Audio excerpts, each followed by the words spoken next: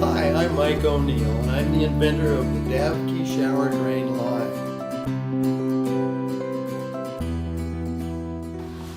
Now we're dealing with the Davke 4000.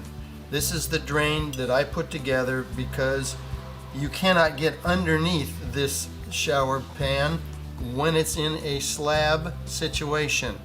So what I've done is I've created a drain that goes internally inside the pipe and has 2 O-rings on it, which I tested to a 4-foot head, and actually you only need 4 to 6 inches. So you're guaranteed it's not going to leak if the drain stops up.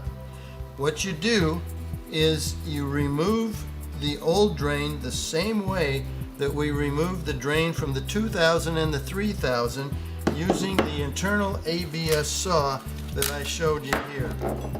Now that cuts it around, and that will take care of it. Once you get the drain top off, you've got the drain body and the washer underneath.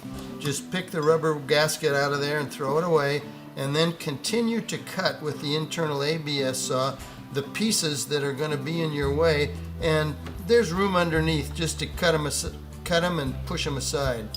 Now we need to measure how far down this existing drain needs to be cut. So you drop the 4000 in without the O-rings, drop it in, and I've measured 3/4 of an inch. So we need to go down 3/4 of an inch plus this, and we need to cut down here, and it's 2 1/4. So if we take off 3/4, we want to cut this pipe off 1.5 inches. I wanted to show you this Wheeler Rex internal ABS saw. This is a piece of machinery that everybody needs. I had never seen it before, and this is one sweet tool, guys. This is worth every penny. So I've set it up to cut off 1.5 inches, and this is a gauge here. Put it in my drill, and you take it and push the tooth in. I missed. Push the tooth in, and down the drain it goes.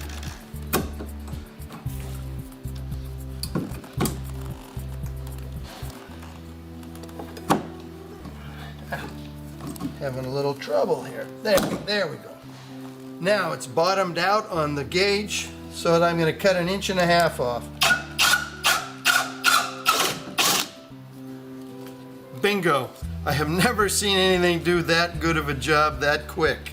So there's the 1.5 inch pipe cut out. Now the drain will go down, set on the shower base, and the O-rings will be down inside.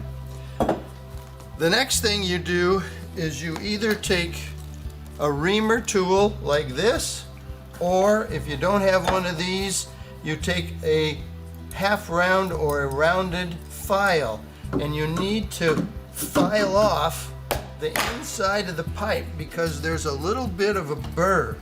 So you just take and go around easy and just take that burr off. Finished with that. Now what you need is you need the 2 O-rings, and you set them on the bottom 2 grooves in the drain. Just put them on there. All right. Now, in the package is a pouch. It has detailed instructions here. It has the O-rings, which we've already got. It has lube to put on the O-rings, which we'll do. This is non-petroleum based lube, so it will not deteriorate the O-rings down in there. Lube this up, and when you've taken that burr off, this will slip right down inside. Next, you have 2 packets of epoxy, and you mix that epoxy up. These are airtight containers, Oh boy, that's... Oh, open it with the right end, Mike. You get this out.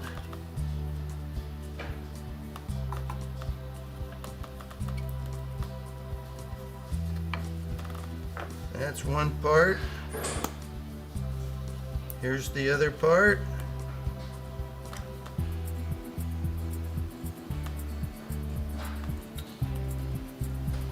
You mix these together.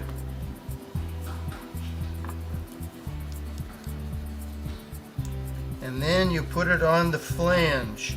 Now, I want to tell you that don't be afraid of having the epoxy squish out. You really want that to happen so you get an even seal. Make sure this is clean. Buff it, take a little lacquer thinner, something to make sure there's no oil on it. Then you just put your epoxy around here.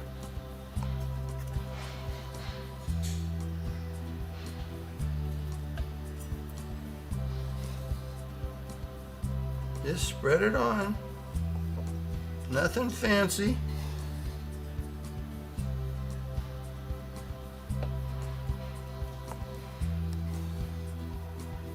This epoxy is thinned, as I'll show you, with lacquer thinner, and it does a real nice job. And I'll tell you, this epoxy sticks. I've tested it on stone. I've epoxied a drain and put it on a piece of stone and let it set up, and I had to break the stone to get it off. All right, you push the drain down inside the O-rings and twist it as you do it. And where's my keyway? Oh, here it is. I found it. It's this little keyway that you're familiar with. It comes in the 2000. And what you want to do is twist the drain and push down at the same time, which pushes out the epoxy all the way around. All right. Now, the next thing you do is you get your lacquer thinner and your Q-tips.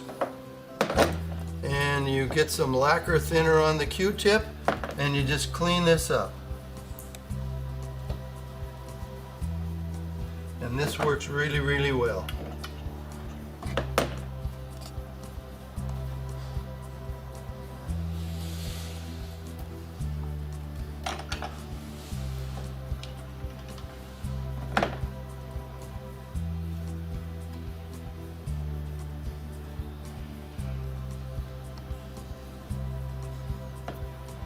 Now, after you get through with the Q-tips and you clean everything off, what you need to do is take a weight of some kind, a bucket of water, something like that, put the drain cover on,